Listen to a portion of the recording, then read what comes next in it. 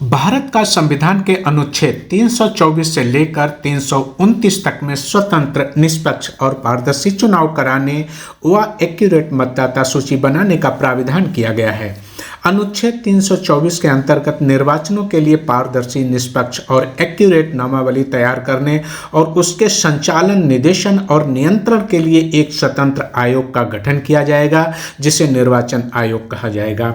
अनुच्छेद 325 में कहा गया है कि किसी व्यक्ति को उसके धर्म, मूल, वंश, जाति या लिंग के आधार पर निर्वाचन से वंचित नहीं किया जाएगा। अनुच्छेद 326 कहता है कि लोकसभा और विधानसभाओं के लिए निर्वाचनों का मताधिकार वयस्क मताधिकार के आधार पर होगा, परंतु वर्तमान सरकार संविधान का पूर्ण उल्लंघन कर निष्पक्ष व पारदर्शी चुनाव न कराकर ईवीएम के माध्यम से असंवैधानिक रूप से चुनाव कराने पर तुली हुई है, जिससे देश में अघोषित आपातकाल जैसी स्थिति बन चुकी है। भ्रष्टाचार व बेरोजगारी चरम पर है।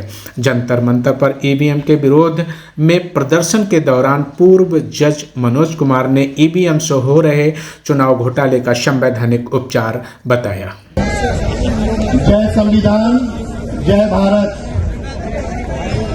जो आज का आयोजन है,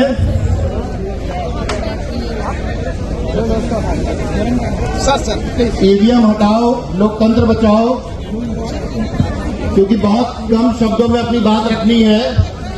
और ईवीएम की जो प्रणाली इस मुल्क में आई है, वो उसके बारे में व्याख्या 2 मिनट 3 मिनट में नहीं की जा सकती, लेकिन चूंकि संक्षेप में कहने का आदेश हुआ है, मैं इस टाइटल को ईवीएम हटाओ, देश बचाओ या लोकतंत्र बचाओ, मैं अगर इसको ऐसे कहता हूं कि मशीन हटाओ और भारत के लोगों को आगे लाओ। बहुत बढ़िया जी। आपकी लड़ाई मशीन से हो रही है, और मशीन से जब आदमी बदनीयती से बैठेगा, तब इंसान हारेगा, और हारना उसका सुनिश्चित है।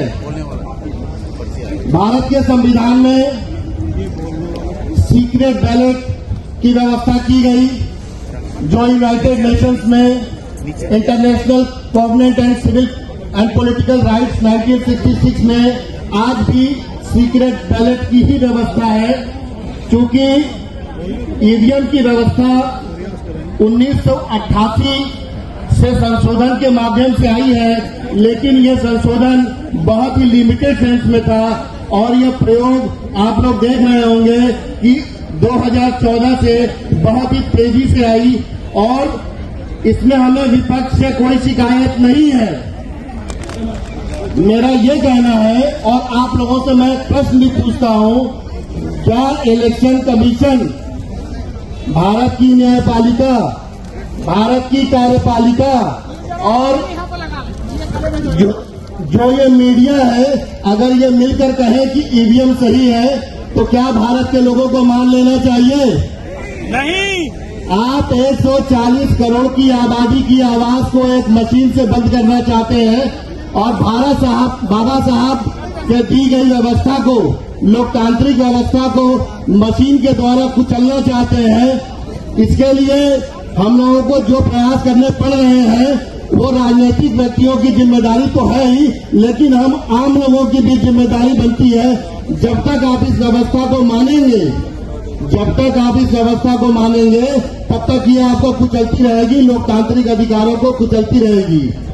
अब लोकतंत्र कहना हम लोगों के लिए कठिन शब्द हो रहा है, इसको हम लोग ईवीएम तंत्र बोले।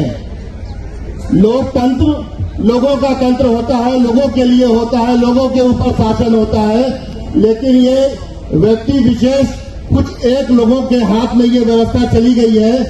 1935 में गवर्नमेंट ऑफ इंडिया एक्ट में मात्र 13% लोगों को इस मुल्क में आजादी थी वोट देने की। भारत में बाबा साहब ने अपने संविधान के जरिए एक झटके में सभी लोगों को वोट देने का अधिकार दिया, और जो मुल्क की व्यवस्था है, उसमें पकौड़ी बेचने वाला, चाय बेचने वाला भी प्रधानमंत्री बन जाता है। एक भैंस चराने वाले का बच्चा मुख्यमंत्री बनता है, एक पोस्ट मास्टर की लड़की मुख्यमंत्री बन सकती है। ये बैलेट से व्यवस्था आई है, मशीन से व्यवस्था नहीं है। बाबा साहब की जो हम लोगों की व्यवस्था थी वह सिर्फ और सिर्फ बैलेट की व्यवस्था है। और दुनिया के किसी भी विकसित मुल्क में जो तकनीकी रूप से आपसे बहुत ही ज्यादा विकसित है, जहां से आप उधार और कर्जे लेते हो, वहां पर भी यह मशीन की व्यवस्था नहीं लाई गई है। तो मैं आप लोगों से यही निवेदन करूंगा कि हम लोगों को अब सड़कों पर आना होगा और बगैर उसके नहीं चलेगा, क्योंकि ऊपर में 60 गांठ हो चुकी है, उनको दिक्कत नहीं है। जो कहते हैं कि ईवीएम सही है, और ये जो संवैधानिक संस्थाएं बनी है ये भारत के लोगों को रक्षा करने के लिए बनी है, न कि उसका शोषण करने के लिए। मैं इन्हीं शब्दों के साथ अपनी वाणी को विराम देता हूं। जय संविधान, जय भारत।